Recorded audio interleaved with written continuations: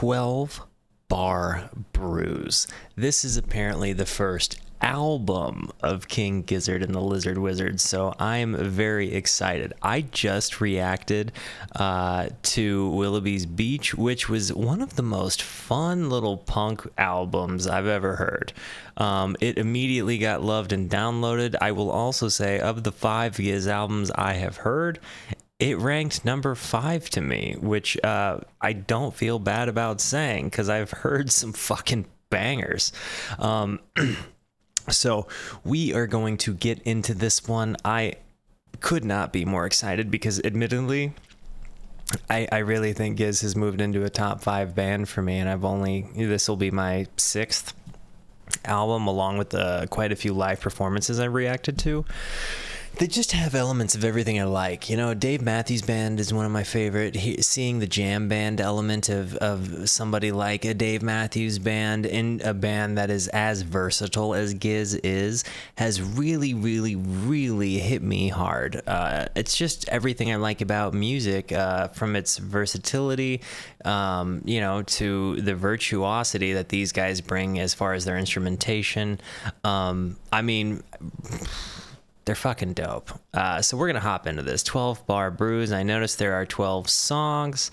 I am interested to see what goes on. Definitely, if you're in the comments, tell me what your favorite song is. More importantly, though, before I hit the play button on this album, it's very important to me that you understand that you are awesome, that you are valuable, that you are important, that you matter, that you're deserving of love, and that I'm so thankful for even a moment of your time.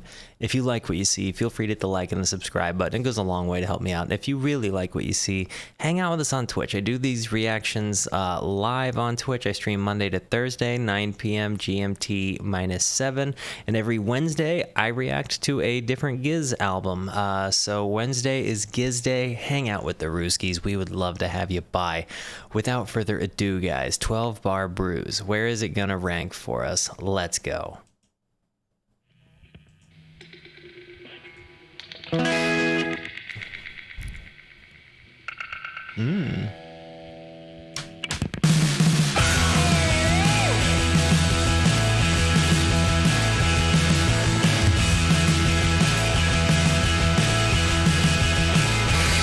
Came in with a lot of energy. I love it.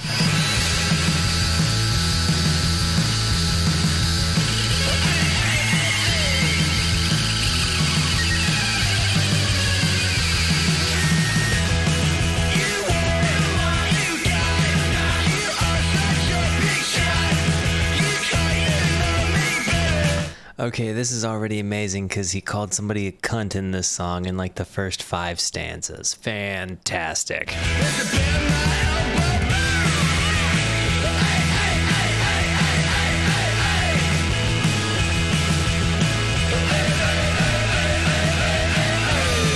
Like, you deliver the business of the C word to somebody in the first 5 seconds of your song, you're here for fucking business. I know I have said the F word and the C word quite a bit, so I will attempt to adjust my language here, but man, I gotta say, this came in as a powerhouse and I loved it.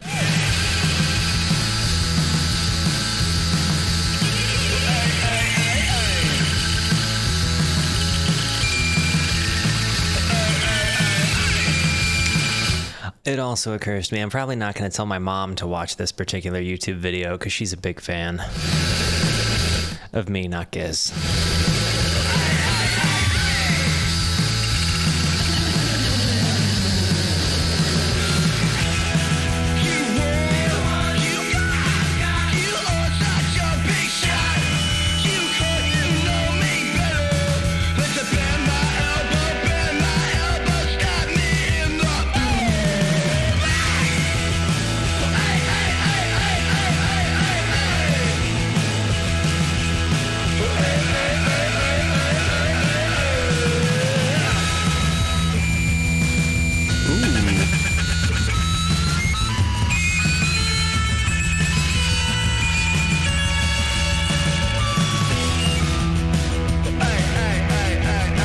I just want to go back so I can hear all that feedback noise, because that was such amazingly controlled feedback.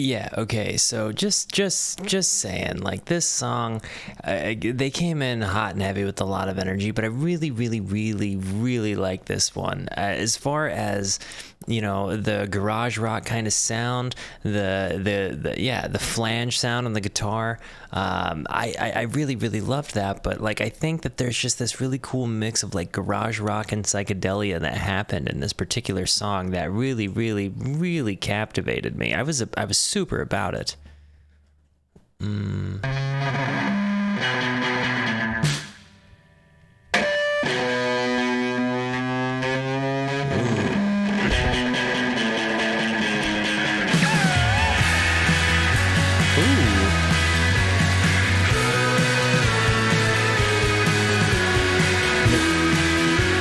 The synth in the background here is really really really wonderful. There's this bow bow bow bow bow. Listen for it.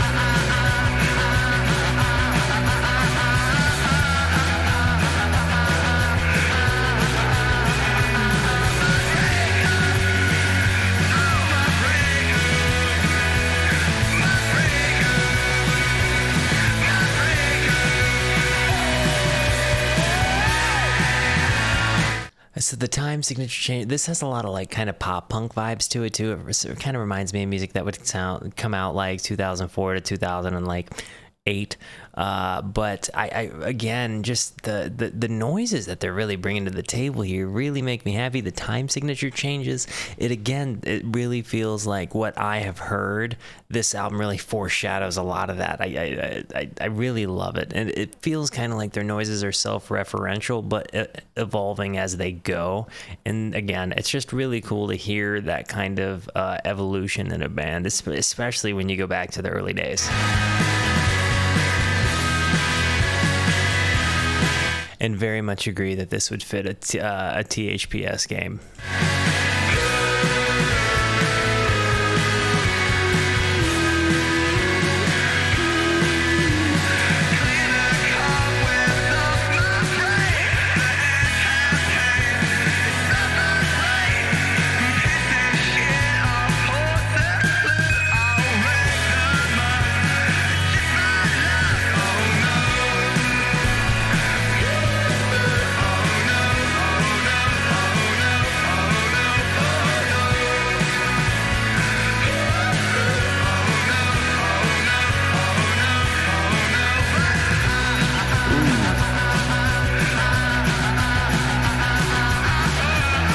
See, it's when they go from the oh no's to the ahs, like this whole shit.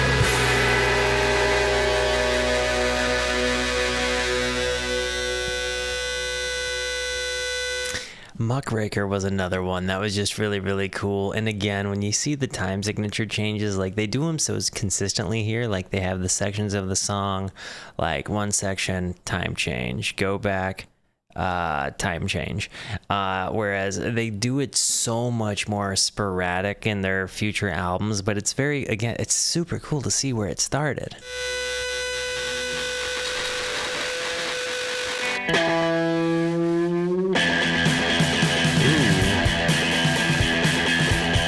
This reminds me of Cake.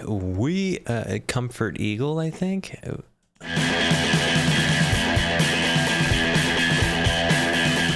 Hang on. I gotta know now. Hang on.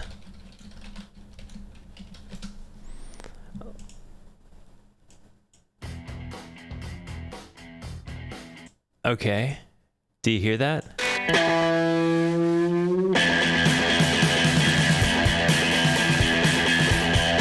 Okay, yeah, I was like, that sounds like Comfort Eagle to me for sure.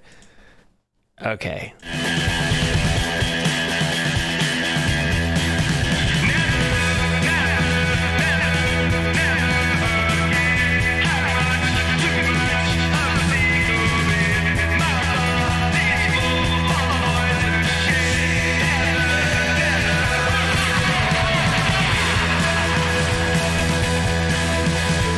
You can almost hear that feedback and that hammer-on sort of feedback. I don't know what else to call it, but like you almost feel like the feedback of the instruments is saying never again, and I think that's fucking dope.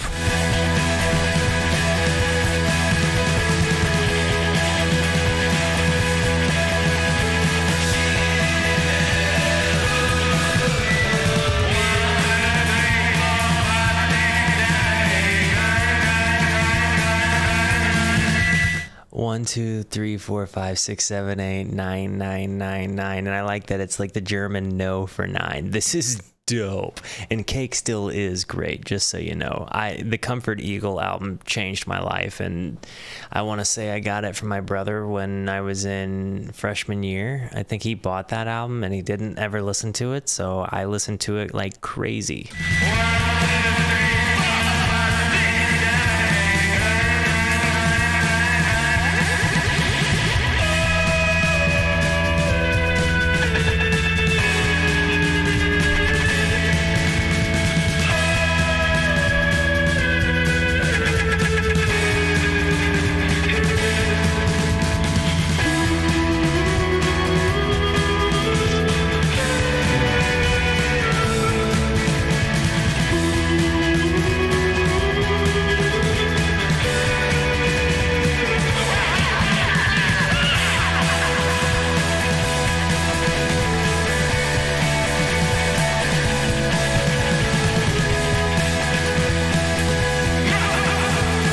That little synth thing that's happening, that doo doo doo doo doo doo doo doo, that noise.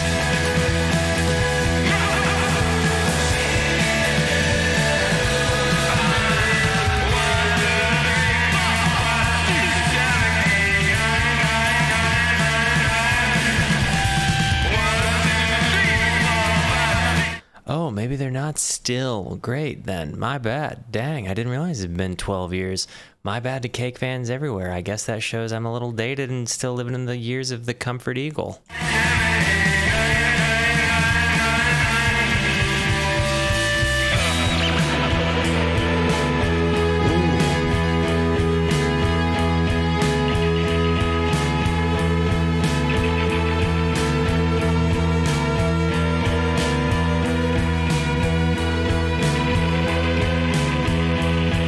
I really love this transition here.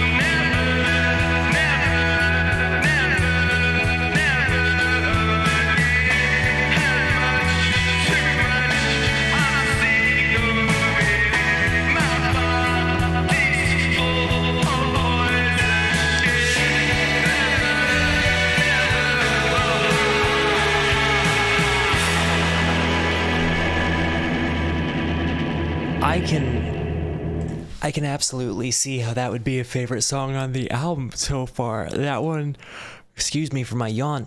I still think Elbow might have been my favorite on that one. But again, 9 was a lot of fun. I might end up coming back. I mean, I know I'm going to end up listening to it again, but The ending, the way 9 ended, was my favorite part by far. That was fantastic. She's singing about puke and shit. Nothing changes. And cunts.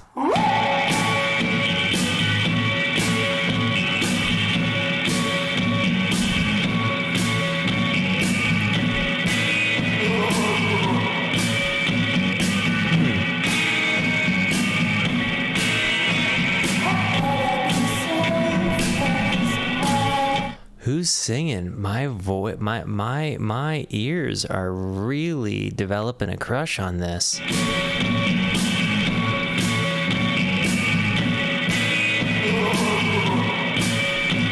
Stu was singing into the iPhone, or Ambrose was singing here. I knew I liked that guy.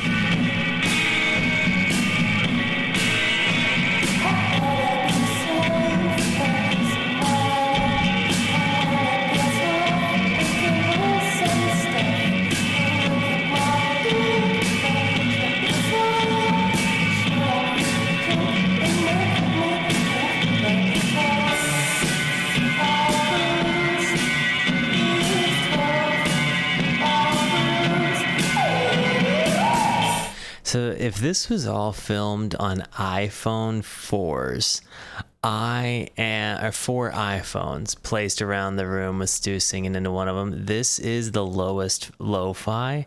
This is but still probably just as good, if not comparable to like the old 4-track recorders, right? Like where people were demoing like a 4-track in a van. Like it's not nearly as bad as I would have thought it would be for those, especially just lining them up. Yeah, that's really good. I'm super impressed here. I also really think it's funny, but look at my dick. Bet you it's limp. Should I quit drink? You know it's time to quit drinking when that's the case.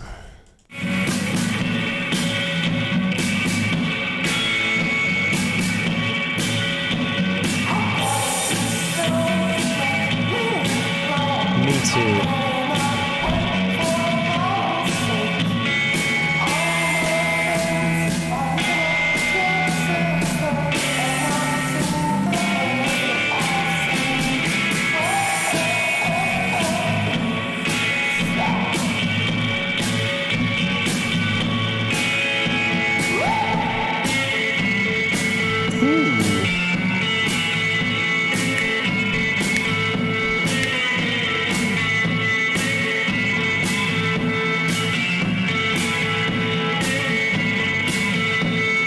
I love this.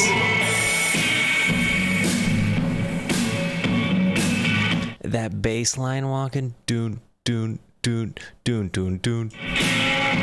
Doon doon doon doon doon doon doon doon.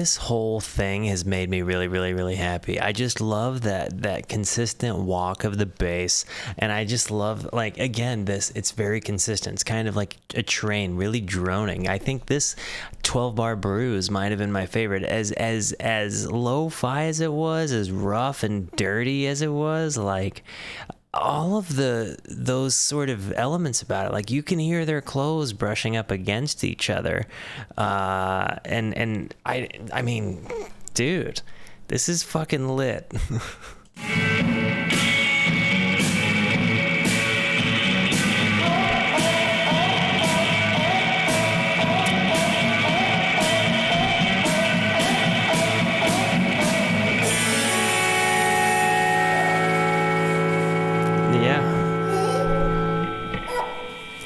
I was very happy with this one. I think this one might have been favorite so far.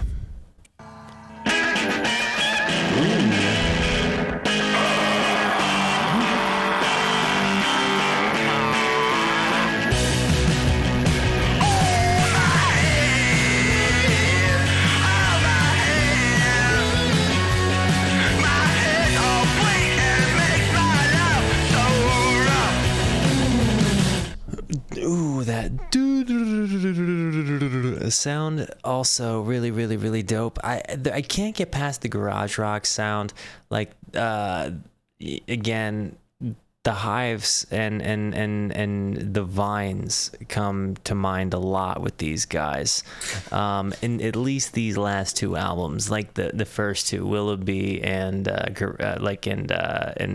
this one. 12 bar, thank you.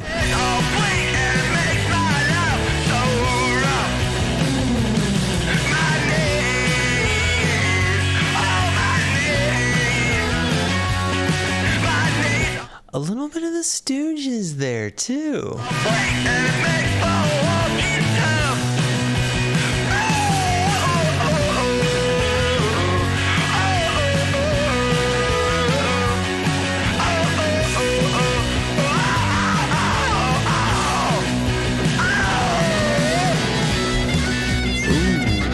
Yes.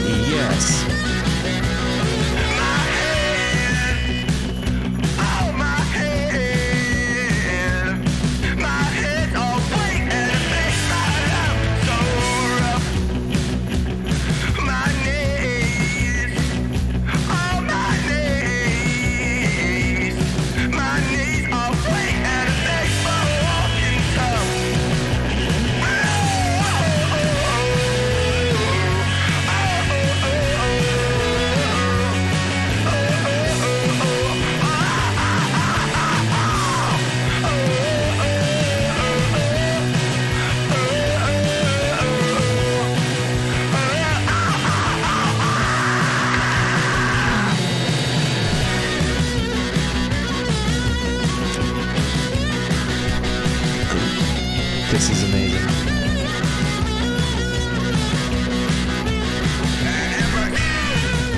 I have rickets.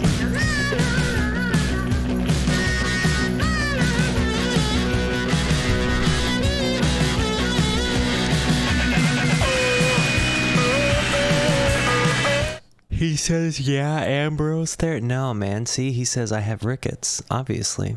Duh.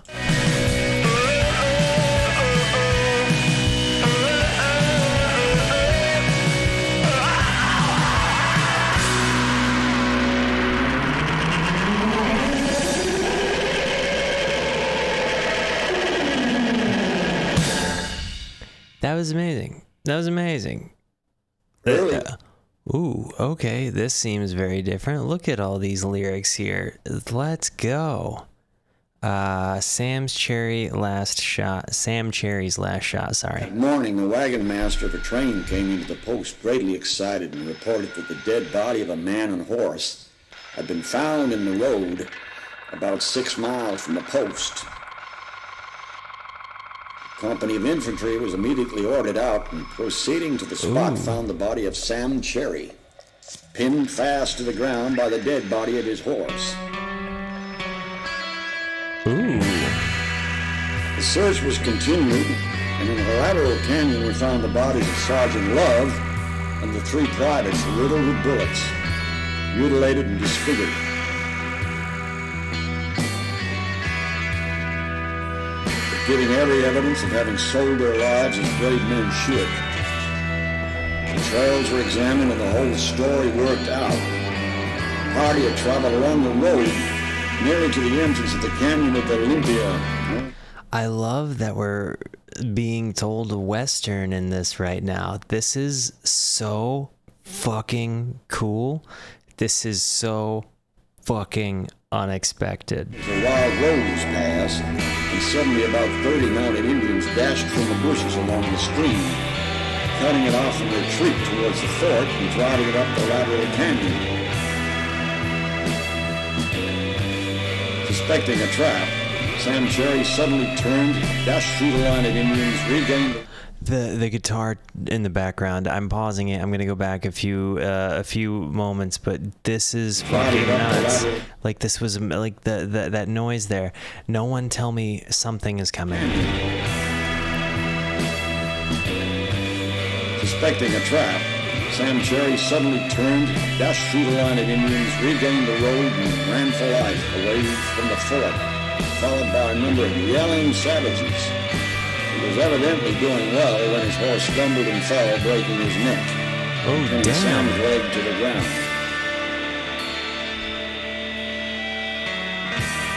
Ooh.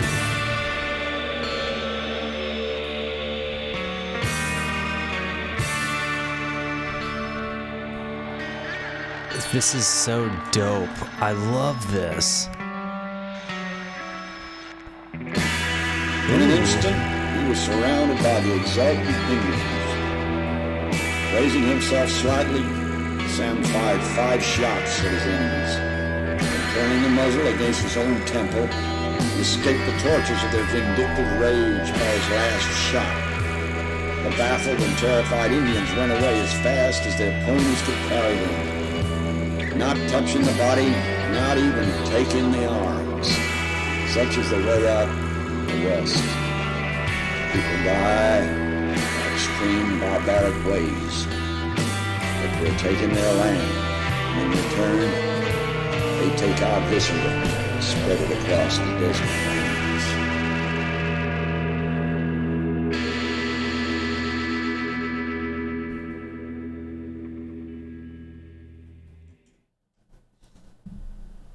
Well, shit. Well, shit. That was captivating as fuck. That was a powerful, heavy story. With the turn. I don't know why I thought this was going to be a happy ending. But yeah, they take out viscera, spread it across the desert lands. Jesus. What a twist. Jesus. Like, it's never a happy ending in the Gizzverse. At least it wasn't like a cat interrupted the chant and, you know, is the reason that the earth is gonna be destroyed because of the Gila monster. You know what I mean? Like, at least it wasn't a cat's fault this time. Granted, she had a pretty dark turn there.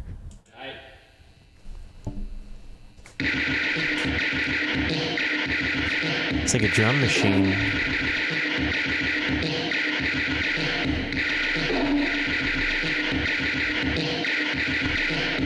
Okay.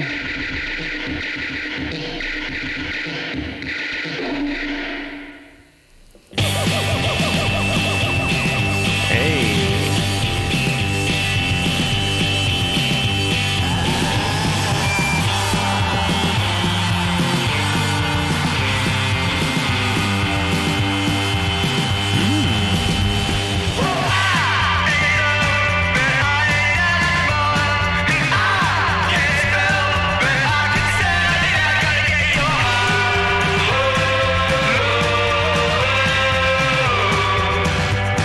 This is way happier. This is this is wonderful. This one is actually really, really, really good.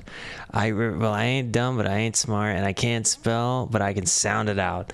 Like it's just such cool lyricism here. I really love the kind of surf rockery guitar, garage rock vibe. This is fun.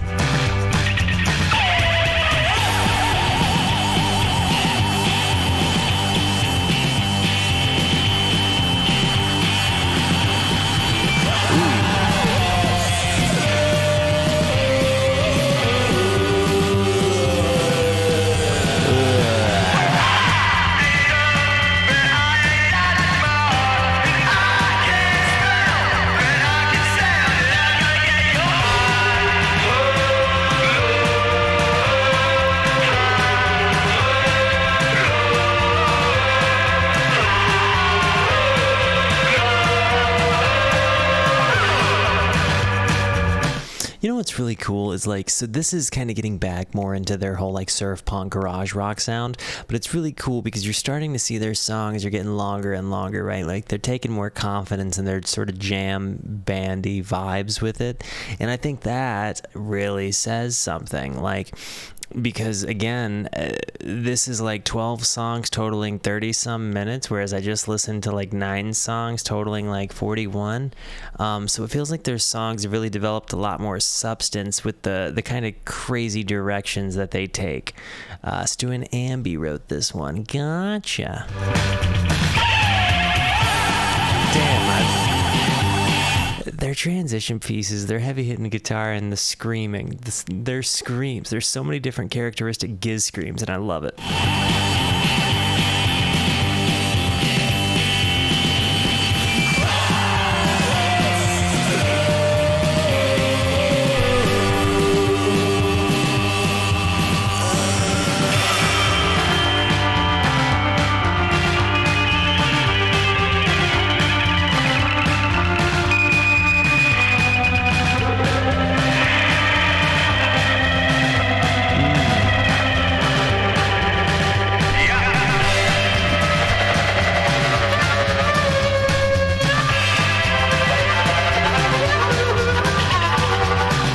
I would love to know how he makes his guitar have all of those different sounds, or his harmonica. Like some of these harmonica sounds are just things I've never even heard of before.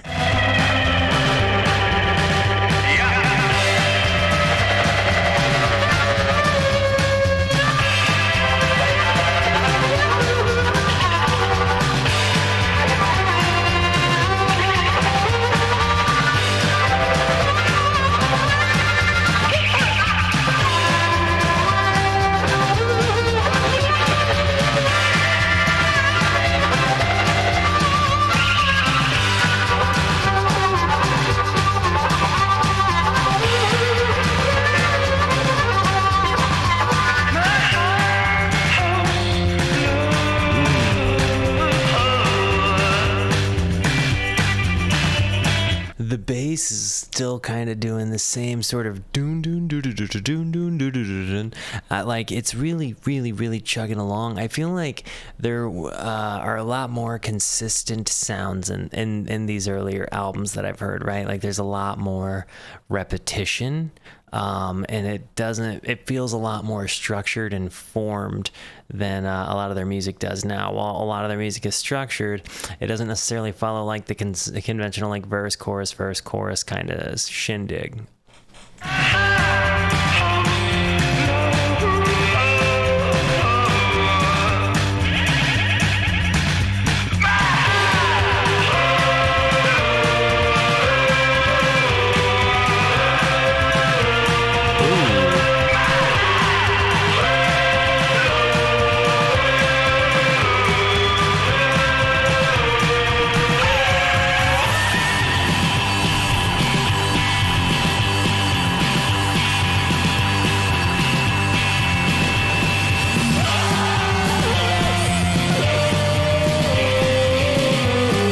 So even those noises like that bow, bow, bow, like that kind of guitar noise, like that's very kind of like that's sort of a foreshadowing sort of style that they play, like that noise. There's a lot of those types of walk ups or downs leading in or out of places.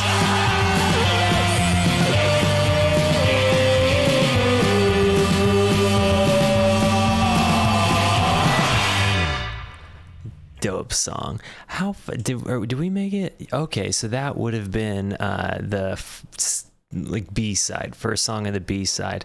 I still think that 9 or 12 bar Bruise is maybe my favorite now that I'm thinking about it. Elbow was still quite good, but we've just had a lot of really good ones on this one. Still not sure where it's going to rest on my tier list. I'm going to have to do some considering here, but I definitely think the albums seem to be getting better as they get older.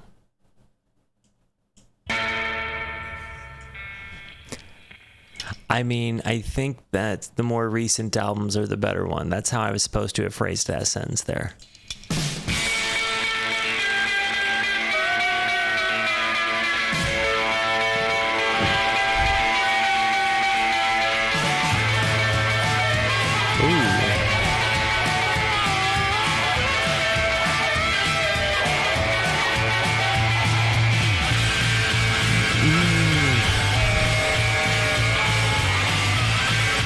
The harmonica sounds are legendary on this album, though. This has got to be maybe one of the most impressive showings for Ambrose I've seen for sure. Definitely biomaterial.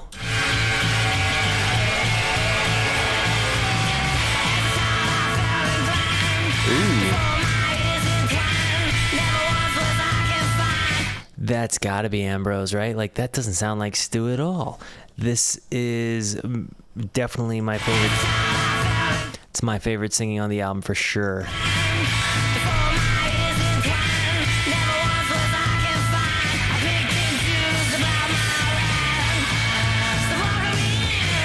Oh my God.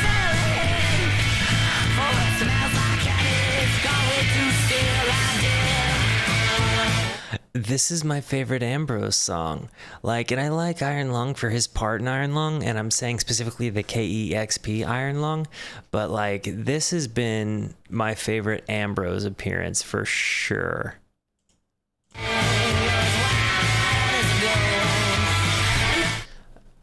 No, Gila Monster is. I take that back. Second.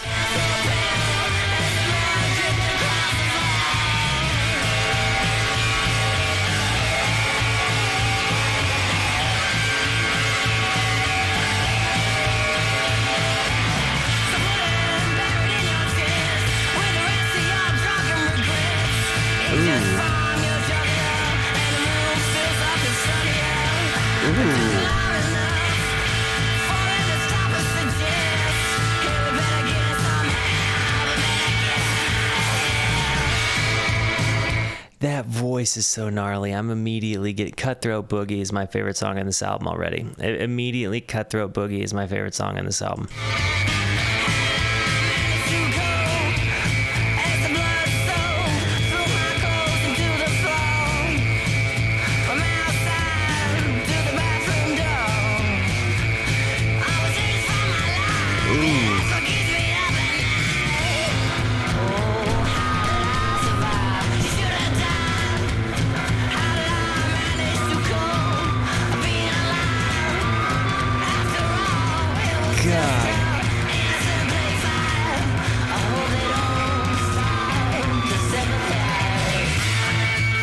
His, like, the vibrato in his voice, to sympathize, like,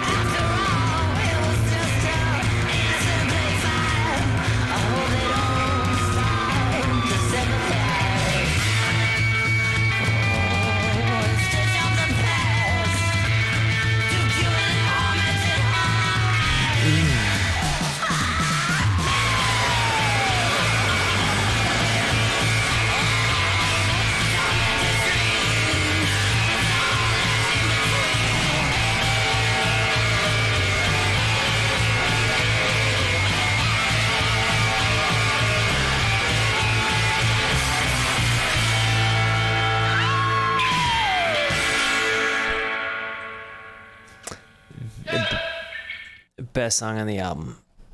Easily best song on the album. To me, that one takes the fucking cake. That one, like, and I like Stu's vocals. I don't want you to think I don't, but like, I just feel like Ambrose really had something there, from that rasp to his voice.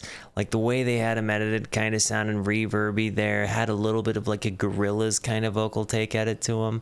Like not the soft Gorillaz, but think about just the raspy sort of reverby robot-y sound that the Gorillaz has. This, I don't, if that reminded you of the Blood Brothers, that's something I need to listen to. Because if it sounds anything like what I just heard, it was fucking lit. Yeah, I think Ambrose's vocals, the aggression is what makes it entirely. The lyrics also, a crazy story. I loved that this song didn't have a chorus to it. I loved the free-form storytelling of this. I mean, everything about it. And then again, the swampy harmonica, like like really did have like a bayou hard rock. Yeah, I mean, this was gnarly. This was, again, favorite song on the album by far. It was amazing.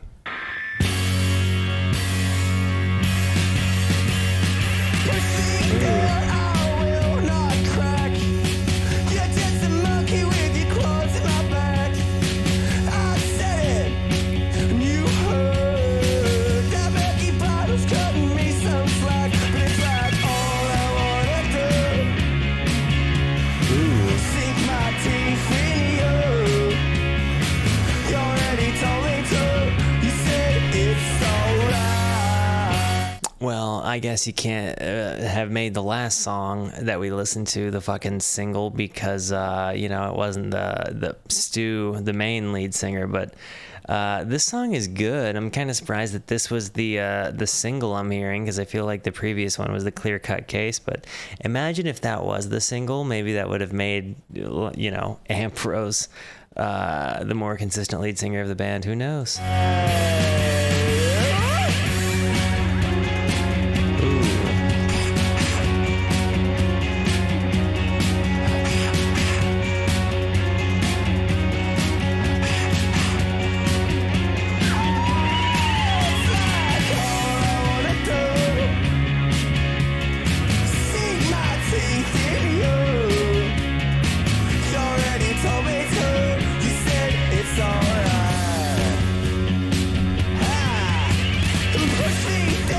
Yeah, this has definitely kind of got like a like if sock hop doo-wop met like garage rock and punk, or like a pop punk sort of thing. Like when pop punk tries to sound retro is what I'm trying to say. But it really reminds me of that like early 2000s pop punk though. It's a little bit different of vibe. It's kind of got the like I think like Weezer's circa 2004 2005. I will not crack. You're just a monkey with your claws in my bed. And I said, and you heard that Becky bottle cutting me some slack. But it's like all I wanna do, sink my teeth in you. You already told me to. You said. Yeah, like this really, like you could put Rivers Cuomo's voice over this and it would make a whole lot of sense. I can hear him in my head singing these exact lyrics, especially the yo, that kind of thing. Yeah, if Weezer and the Pixies had a weird Aussie child, for sure. At least this song. It's alright. It's alright. It's alright. Oh, fuck. It's alright. It's alright.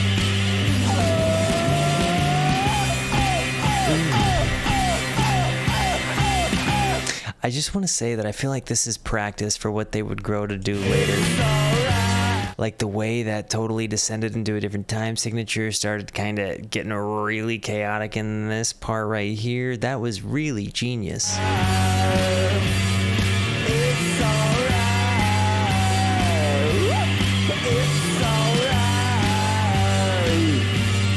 It's alright.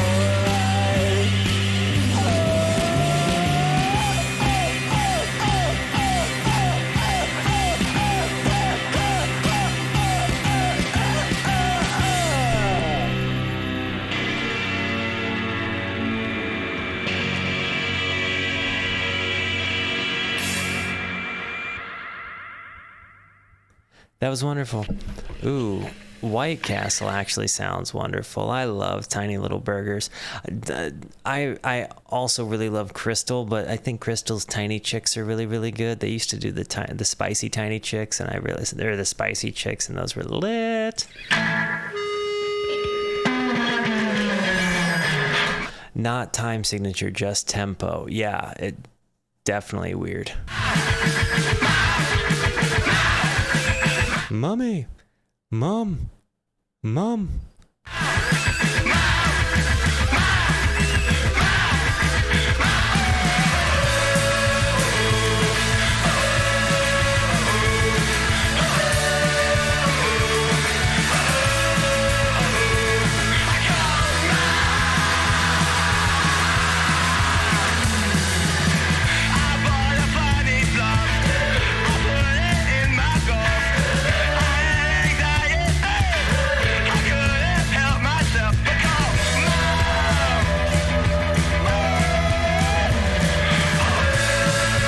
Definitely hearing like the Sex Pistols kind of influences here too.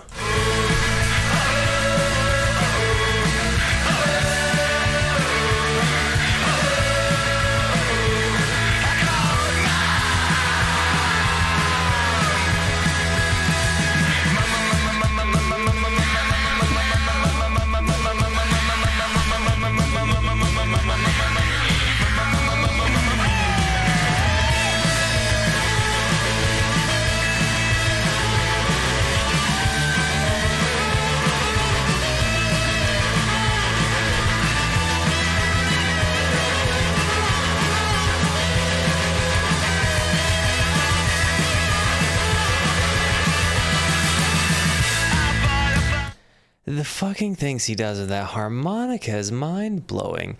I remember when I thought Ambrose was like a multi-instrumentalist guy, like mostly guitar, but doing like some synths and shit. Then like I remember him pulling out a sax and being like, oh wow, that guy's cool. This guy is so impressive to me.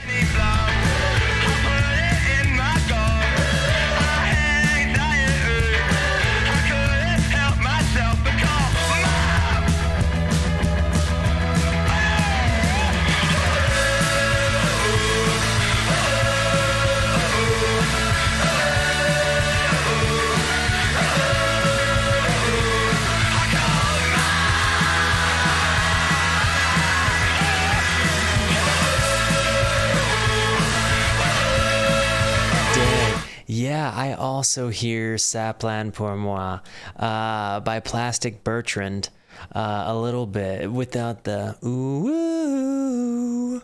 It's just the way they're saying the O's here with the high pitch sound. That part, that ooh, it really does kind of remind me a little bit of Sapland pour moi.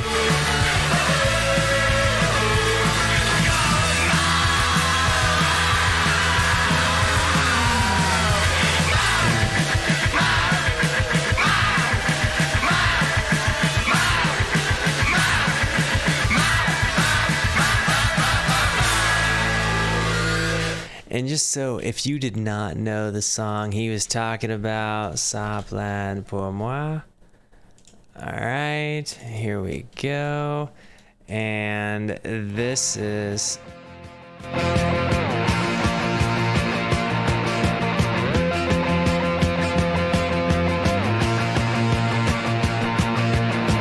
Bam bam, mon ça se place, j'ai sur mon lit à bouffer sa langue en buvant trop mon whisky. Quant à moi, peu dormi, vie débris, mais j'ai dû dormir dans la gouttière où j'ai eu un flash. That's what he was getting at. It sounded like this. And I kind of hear it. I kind of hear that. So yeah. Ooh, ooh, Sapland pour moi. Yeah, that song is lit. what song are we on? Oh, 2 more to go. Damn, this album goes by so fast when the albums are short. I do like that. Oh, it's the same lyrics twice. Okay, cool. The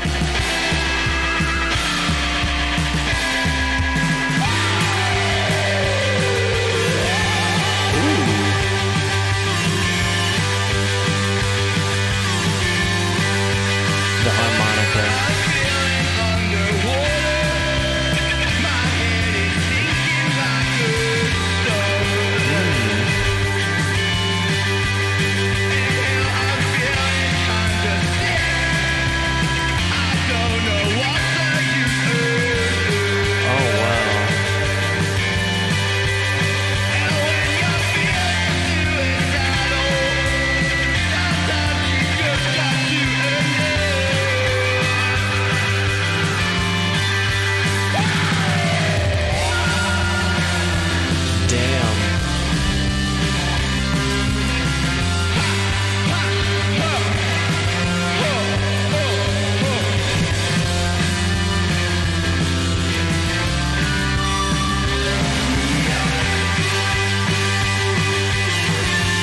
These are really actually super honest lyrics. Oh hell, I'm feeling underwater. My head is sinking like a stone.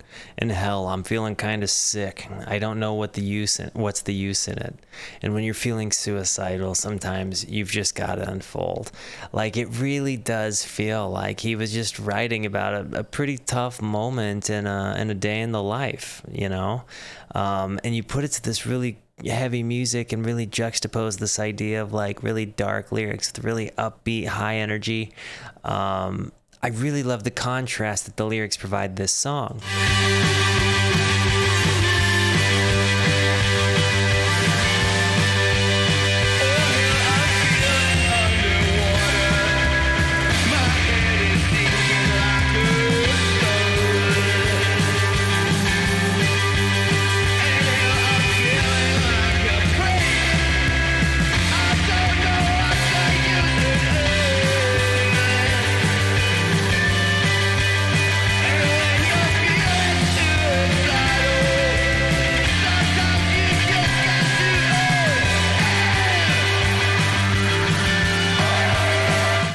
And I interpret what he means here by when he says, and when you're feeling suicidal, sometimes you've just got to unfold.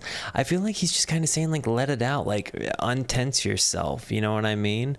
Like, I think what he's doing is unfolding, like the way he's talking about this and just saying it matter of factly. I'm feeling underwater. Like, I'm sinking like a stone. Like, this feels like the getting it off your chest, the unfolding, that he's just saying, like, look, I feel these ways, and when I feel suicidal, I need to unfold. I really, really, really think that this is a really wonderful song because of the day in the life of a dark moment that it represents. But again, when you have the contrast of this really upbeat music, these wailing sounds, this is, as simple as it is, I think maybe one of the most profound songs on the album.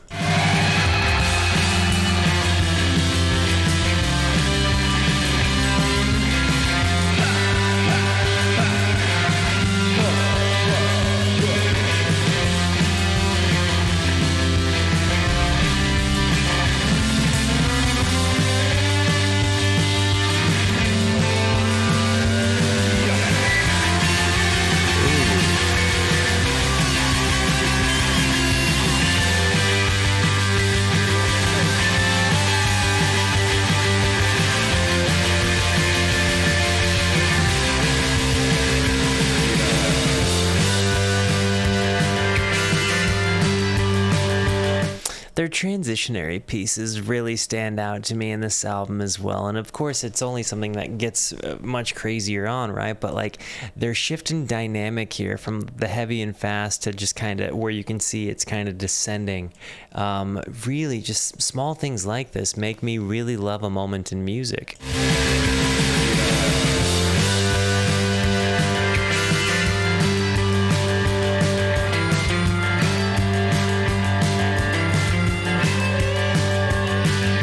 Ooh.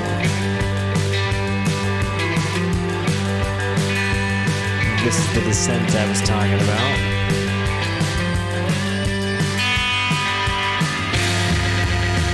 Yes.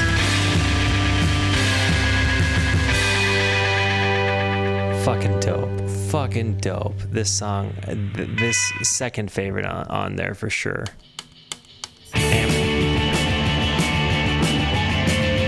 So this is the last song on the album called Footy Footy. I'm very excited, and just in case you were wondering so far, it is definitely Cutthroat Boogie as my favorite, with Sea of Trees as a very close second, potentially first, just because of the depths of the lyricism there.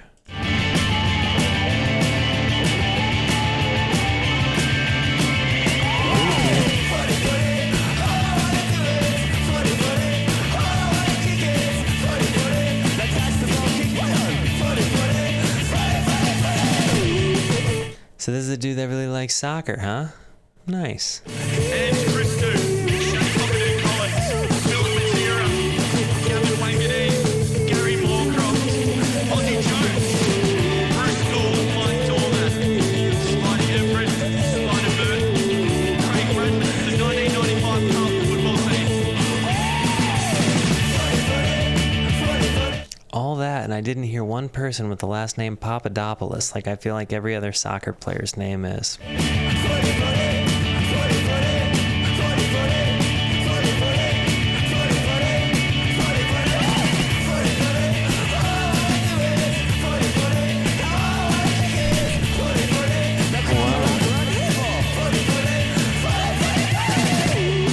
Diesel Williams, Dale Pickett, Six Kernahan, Darren Jarman, Chad Bristol, Ashley Sandy, Mick Martin, Dean Hugh, Clint Bissell. Wow, you call it Aussie Rules Football. I did not realize that. So wait, you don't call soccer football? That's pretty nuts. I'm very puzzled. Okay. Aaron Howell, everyone. Australian Rules Football is a different game. Go